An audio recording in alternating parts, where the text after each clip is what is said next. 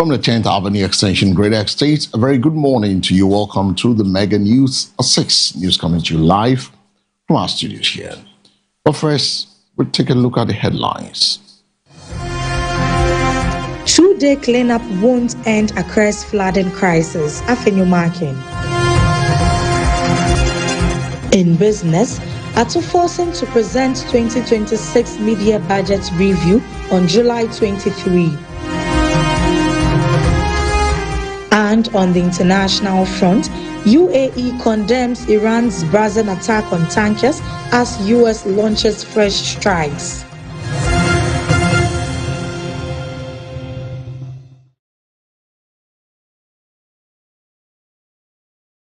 My name is El Samuels. The news is also live across our social media handles on MBN 360. Details of the stories and more coming up. Minority Leader in Parliament Alexander Afenyo Markin has argued that government's two-day cleanup exercise is insufficient to address the scale of destruction caused by the devastating floods that hit parts of Accra and other areas on June 29, insisting Ghana's urgently needs a comprehensive national sanitation policy.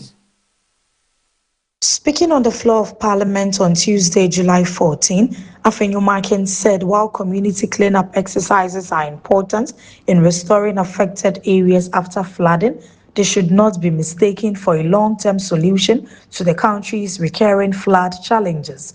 According to him, the severity of the June 29 floods demonstrated the urgent need for a coordinated and sustainable approach to sanitation, drainage management, and flood prevention rather than temporary interventions. The minority leader recalled that during parliamentary discussions on the flooding, the Minister for the Interior had assured the House that government would introduce a comprehensive policy to tackle the perennial flooding situation and its underlying causes. Thank you for the opportunity to express my own views regarding the matter before the House, the Business Committee report. Mr. Speaker, in the statement by the second Deputy Minority Whip, we did not hear anything about the Minister of Works and Water Resources coming to this House to brief us on any policy of government on sanitation. Mr. Speaker, you may recall that the Minister of Interior, when he made a statement on this flood situation, indicated to this House that government will come with a comprehensive policy on this flood situation and how to address it. Mr. Speaker, I submit that it is not enough to declare 2 days for the purpose of cleanup. The cleanup exercise is not a solution. The solution is a well thought out policy on sanitation. That is what we need as a country. And it is becoming too late in the day. Any government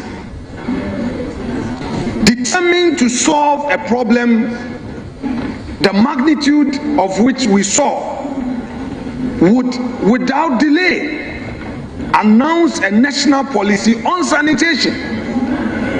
Enough of the knee-jerk posture, the ad hoc measures. Mr. Speaker, we don't need them. Thousands lost property. Maybe because they are not public servants, they are not politicians, we are not talking about it. Many poor people lost their property. Many poor people lost their business.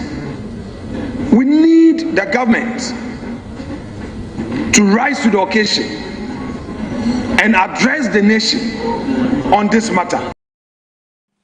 Away from the floor of Parliament, we go straight to the Supreme Court and suspended the enforcement of a Court of Appeal ruling that directed the Bank of Ghana BOG to restore the operating license of GN Savings and Loans Limited.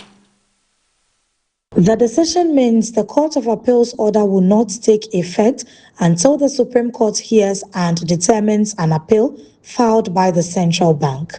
The Bank of Ghana appealed the ruling after the Court of Appeal ordered it to reinstate the license of GN Savings and Loans, which was revoked during the country's financial sector cleanup exercise. With a stay of execution granted, the existing status remains unchanged, and the central bank is not required to restore the company's license while the appeal is pending. The Supreme Court will now consider whether the Bank of Ghana acted lawfully in revoking the license and whether the Court of Appeal was justified in ordering its reinstatement. Its final decision will determine whether the Court of Appeal's judgment is upheld or overturned. From the Supreme Court to the NPP quarters is where the national chairman hopeful of the New Patriotic Party, Paul Afoko, says the party cannot return to power unless it resolves its internal divisions and reconcile members who feel annihilated. Speaking during the formal announcement of his bid and the unveiling of his vision for the NPP on Tuesday, July 14, 2026, Afoko said unity would be critical to restoring public confidence in the party and improving its chances in future elections. According to Afoko, the party cannot succeed if loyal members continue to feel sidelined or if internal contests turn into destructive conflicts.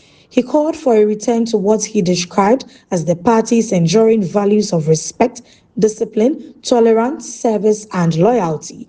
The former NPP national chairman said his bid for the position is aimed at healing divisions within the party rather than advancing the interest of any particular faction. Also listen to other party workers who have carried the elephant through very difficult terrain for many years. And in listening, I have heard pain, I've heard disappointment, I've heard frustration, but I've also heard hope. I've heard loyalty. I've heard courage. I've heard a strong desire that the NPP must rise again. It is after these extensive consultations that I'm here today to formally announce my intention to offer myself, subject to the rules of the party, for the position of national chairman of the NPP. I do so not out of personal ambition. I do so because I believe our party is at a defining moment. I do so because I believe the NPP can recover, rebuild, and return to government. I do so because I believe that with the right leadership, the right organization, and the right spirit, the NPP can once again earn the confidence of the Ghanaian people. My message is simple. It is a message of the 3 R's, which I will go into later. But the 3 R's stand for reunite, rebuild, and strengthen the structures of the party, and then recapture power. The 3 R's. These are not slogans for decoration. They are practical steps for renewal. We must reunite. The NPP cannot win when it is divided. We cannot win when old wounds remain open. We cannot win when loyal members feel excluded, humiliated, ignored, or pushed aside. We cannot win when our internal competition becomes internal destruction. We must bring back the abiding principles of our tradition, which are respect, discipline, tolerance, service, and loyalty to a cause bigger than any one individual.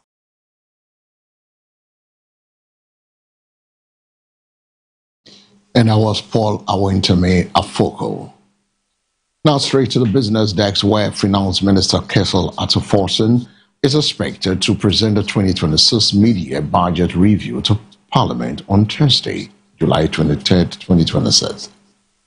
The announcement was made on the floor of Parliament on Tuesday, July 14, by Deputy Majority Leader Kweku Ricketts-Hagan during the presentation of the business statement for the coming parliamentary week. The mid-year budget review is expected to provide an update on the implementation of the 2026 budget, assess the country's economic performance over the first half of the year, and outline any proposed fiscal policy adjustments. The presentation, which is subject to Parliament's sitting schedule, is expected after the Finance Minister concludes consultation with Cabinet and briefs President John Dramani Mahama on the policy proposals contained in the review. The mid-year statement is widely expected to move beyond an assessment of budget implementation to outline government strategy for sustaining economic recovery, strengthening public finances, and accelerating private sector-led growth during the second half of the year.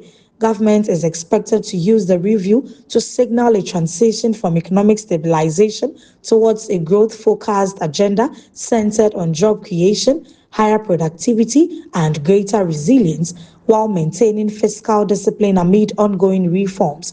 A key feature of the presentation is expected to be an update on Ghana's engagement with the International Monetary Fund, including the successful completion of the country's Extended Credit Facility (ECF) program and the planned transition to the IMF's Policy Coordination Instrument (PCI), which is expected to guide macroeconomic policy after the end of the bailout program. Now, on the international front, UAE accused Iran of brazen attack on 2 tankers in the Strait of Hormuz on Monday, killing 1 and wounding 8, as Donald Trump said the U.S. would impose a 20% charge as part of a new blockade on the waterway. The U.S. president said they were hitting Iran very hard as strikes were launched for the 3rd consecutive night amid escalating attacks between the 2 countries. Iran's foreign minister responded to the announcement of a blockade by saying that Tehran would remain the Strait's guardian, using Trump's word.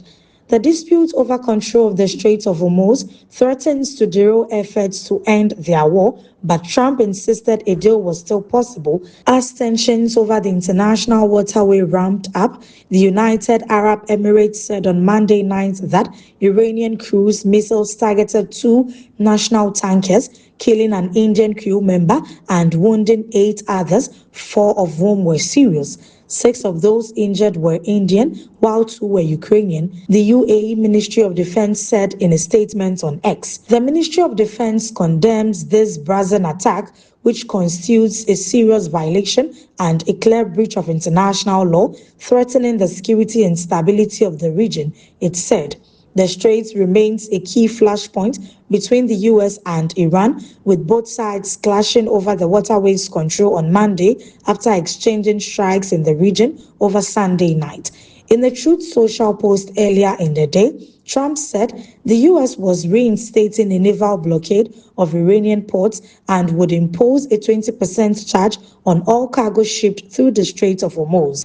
He said this would stop Iran's ships or customers from entering or leaving the key oil shipping route, but all other countries will have fair and open use of the strait. Speaking to reporters at the White House, Trump said the U.S. was hitting them very hard. We are knocking out all of their offensive capability and we are controlling the strait, he added. And with the tensions from Strait of Hormuz, we've come to the end of this morning's Mega News 6. But before we take leave, we take a second look at the stories making headlines. 2-day cleanup won't end Accra's flooding crisis, Afenyo Markin. In business, ATO forcing to present 2026 media budget review on July 23. And on the international front, UAE condemns Iran's brazen attack on tankers as US launches fresh strikes.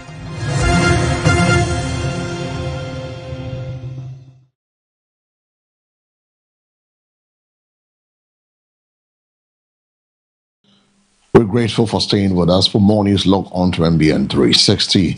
My name is El Samuel. Sports Update is up. Good morning.